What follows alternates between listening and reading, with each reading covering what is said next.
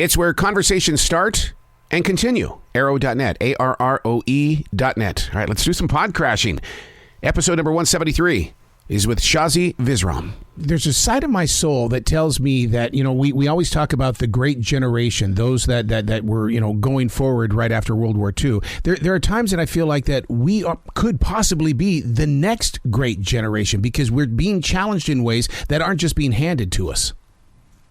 Yeah, I say it all the time. I don't know if I'm allowed to say the S word, but how my generation is called the sandwich generation because a lot of times you're taking your parents and then kids. And at one point, my dad was diagnosed with Parkinson's and early onset Alzheimer's, the other way around, like in January. And then my son, who was 2, got diagnosed with autism in April. And I said that, I was not just part of the sandwich generation. I was part of the S.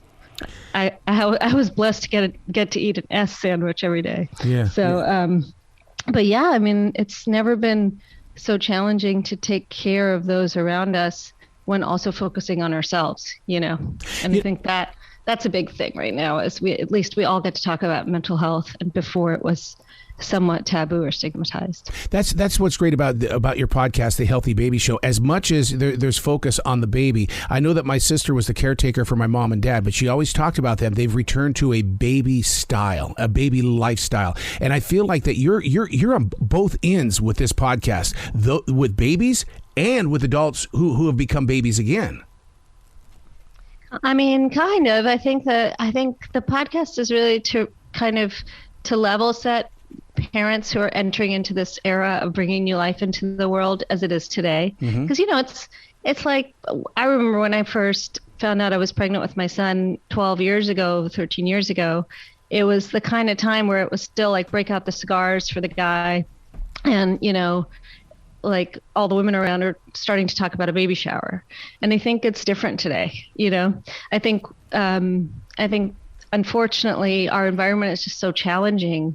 And I think we have to be upfront with all those challenges so that parents can, be empowered and make choices. And because if you don't know what you don't know, it doesn't mean you don't want to do the best for your baby or your, or your pregnancy or for your family. You just need to know. And a lot of times, you just don't know. So I think it's good to talk about it. Well, what you do on your podcast is you offer a friendliness and a support system in the way that there are so many mothers that don't want to turn to their friends because they feel like they're a burden because it's always constant questions, question. But yet when you sit down with your podcast, it's like, I'm going to take this in and I'm going to take notes. And you offer that. Thank you, Arrow. I appreciate that. Yeah, well, it's like with my son, his autism is pretty real. We've lived with some serious challenges. It's not, I wish I could say it was just a touch and he's quirky and I love him for being different. I do. Obviously I love him more than anything in the world. And then my daughter, but his autism it makes it so he's like the most beautiful person I've ever met, the smartest person I've ever met, the person I think has gifts to change the world. Like he's like a mini Steve Jobs or something, but he can't talk. Right. And he's like stuck in a body that doesn't let him share his gifts with the world. And I find that to be really sad. And then for us, it's really challenging, but then we put a lot of effort into figuring ways to get him out. And I also, because we had another child, I thought about everything we could possibly do with any of the research that's out there to control our environment for the next time and to support my new daughter in different ways proactively. Crazy thing is that it worked. For us, and that 168 to 1 in 44 children in the U.S. get diagnosed with autism, and 1 in 6 babies will have a developmental delay at some point, a diagnosis in their life, and 1 in 10 kids will have ADHD. Like if you know that, and then you have these solutions, how could you possibly just sit there and not share? I love your strength, and it reminds me so much of my mother because they wanted to institutionalize my brother. They wanted him. He's a burden. No, he's not. And my mother stood up for that. And yet the thing is that this guy, my brother, could rebuild computers. You're so right. There is someone inside there. We've got to figure out how to get to them. Yeah. And it's hard. It's like we have to meet them in their world. Yes. And it's unfair to somehow punish someone for not being like the rest of us. And then at the same token, like there's so many mysteries about development. And I feel like once you have an insight and wherever it comes from, if it's demystified, then we need to share that with all parents, because I don't know, for me, I learned that there are things we do for Zane that are therapeutic, but that for Asha are somehow proactively helpful. Like, I don't know if you ever, like with your brother, did you spend time with him to the point where you feel like you understand him better than someone else? I'm guessing you do. Yeah, to this day, I mean, I feel like that I walk with him. I mean, it's just amazing how we became such partners in everything. And I mean, from the Boy Scouts all the way through, there was just no way I was going to leave this kid behind. That's so nice. He's so lucky to have you. Yeah, I kind of made Asha for Zane, but she's kind of like a little bit of a terror right now. So I'm hoping that turns around. So listeners need to know about what is Chair Mom and Final Brands, because I mean I want them to go to your podcast, and I want them to go not only as students but activators. Yeah, well, so the first company I started was called Happy Baby, and it's the leading organic baby food company in the country. And I started out of my kitchen, and now it's like huge, but I sold it a while ago. And then, with our story with autism, I just couldn't sit there and not do something else. And Healthy Baby is actually the culmination of everything I've ever learned. Number one, with making baby products, but number two, from all of this insight for how we can get ahead of certain health issues, and then how we can use therapy to our benefit proactively. So like all of that is at healthybaby.com. And I mean, the idea is kind of like to be that baby care products company that gives you everything you need in one box, but but you're also getting all this information that ideally is sort of like a guidebook through the first 3 years. Cause I don't really care about selling diapers. I care about the time of babies in diapers. And so it's special. It's a special new project, let's just say. I was horrified by today's headlines. I mean, there it was on CNN and Fox and all that kind of stuff about how there's a shortage of baby formula. And yet you with what you do, teach people that you can reach beyond that. Well, yeah, I don't even know what's going on with this infant formula shortage, except for that I do know it's a huge burden on big ag because it takes, I remember seeing this years ago. It's like, it takes like a big tanker of milk to make one tub of formula. And so when you think about sort of, sustainability and like, the biggest thing that's contributing to greenhouse gases and global warming is big ag, and within big ag, it's dairy farming. And so infant formula takes a lot of dairy to make. So I'm guessing there's something there. But I mean,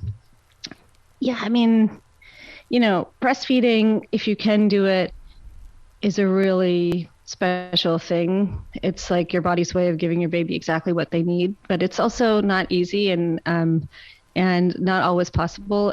And we need alternatives. So like I've invested in a company, and this is totally nuts, but they are trying to make human milk without the breast. Oh, wow. And, there's going to be new technologies and ways that we can harness the information about how, our baby's nutritional needs can be met by, with other things than sort of cow's milk. Because I do think personally that, cow's milk's for baby cows. So. With you. Not that I didn't use it as formula for my daughter when I needed to. It's just, it's not the perfect solution. To come up with a podcast on the Healthy Baby Show, which is on iHeartRadio, I mean, so many people who try to get into podcasting go, I don't know what I'm going to talk about, but yet you cover subjects that are so real and so relatable, such as, fertile challenges and stuff like that, because people don't want to just step out there and say, we're having problems as a couple. They don't want to talk about that, but yet you're saying, hey, look, let's create a conversation. Yeah, I think that's kind of what you're saying before. It's like the podcast is really about having a place to go to get all the information you want in a straightforward way, so that you're not that person who has to take, 2 nights to basically like Google your own dissertation together to get a sense of what something is. It's research, science. I love the editors because they do such a good job putting it all together in like less than 30 minutes. And every topic is something like, if you're about to begin a fertility journey, that's a really good episode to listen to, because it tells you every step of the way, everything you need to know, and why it's going to be challenging, but also why ultimately, it's a matter of when, not if. And so I think there's also that emotional kind of support, and that, that readying whoever's listening to what to expect and like how to kind of handle it. And it's okay, because this is now becoming quite typical. And like, it's just nice for someone who's done it before to explain it, and with honesty too, I think, just without feeling like they have to, hold something back. I'd love to see how people are reacting to it by way of emails and texting and stuff like that, because I mean, the people have got to be reaching out to you in ways saying, please, a little bit more information about this or that and things like that.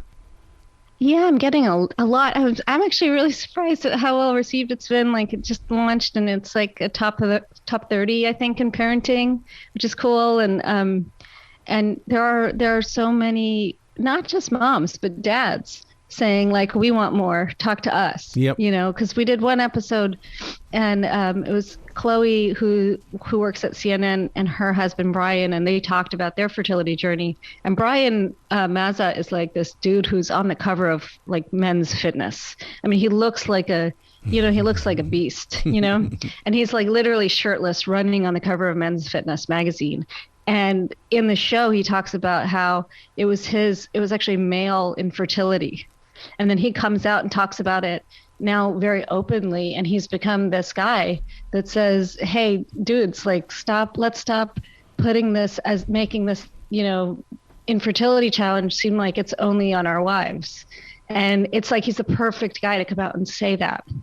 And so I've been getting a lot of interesting comments just saying like, we dads, and there's so many kinds of families, and it's cool to be, I think, creating something that's so inclusive that doesn't just feel like it's like mommy talk. Yeah.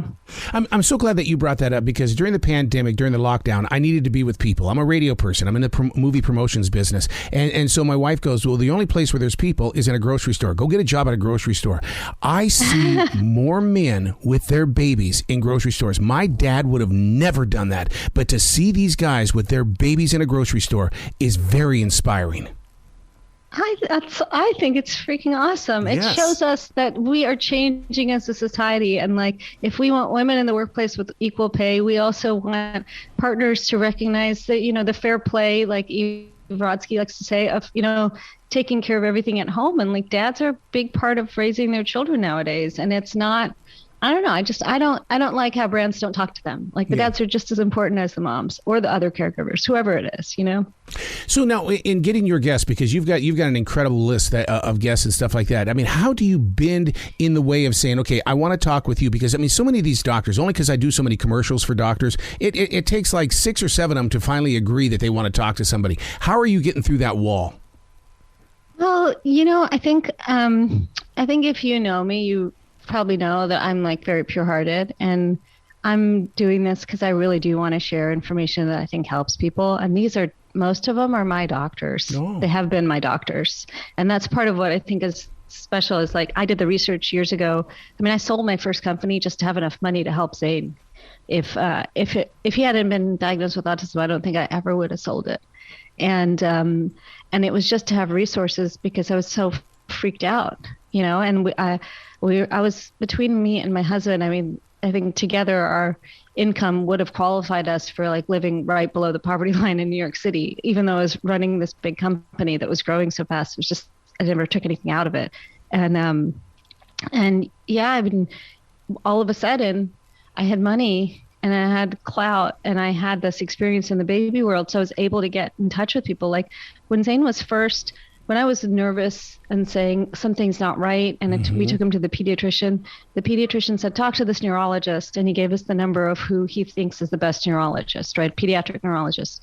And we called, and I'm not kidding you, the wait list was 14 months. And like there were a lot of people like that, and it's like, well, if you have a child, and he's 2.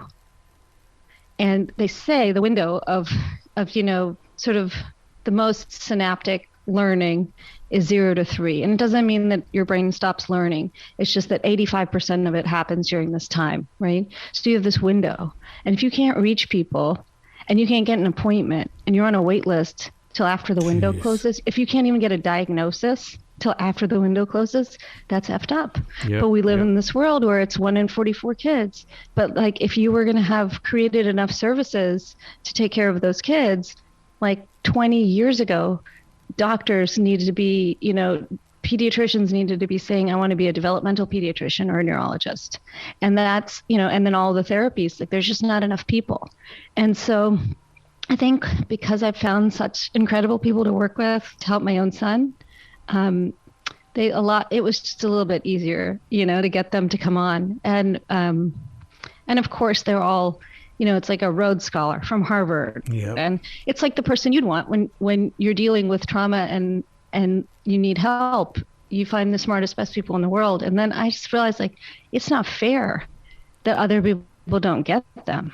You know what I mean? I do. Like when I grew up in this motel room in Alabama. And thank God something like that didn't happen to my parents for me or my brother, because there's no way these 2 immigrants who could barely speak English were going to get that level of support for their kids. And I just don't think that's okay. And so, we've been through it and I want to share. And I think that's why they all said yes. Oh my God. So. Your words will wrap around the world. And I will be shocked if somebody does not give you a TV show. You need to have a TV show. You need to be in midday time period. And I mean, because what you're doing, you're changing people's lives with a podcast, and it needs to be on TV. Well, that's so nice. I mean, I'm not I'm kind of shy, but I would take a hit for the team. Yeah. You know what I mean? I love it. You've got to come back to the show anytime in the future. This platform is your platform. Please spread the word. Being here, I love hearing your voice. I wish you and your family all the best. You bet. And yeah, thank you again. You be brilliant today, okay? Be brilliant. We'll try. You be brilliant too, sir. You bet.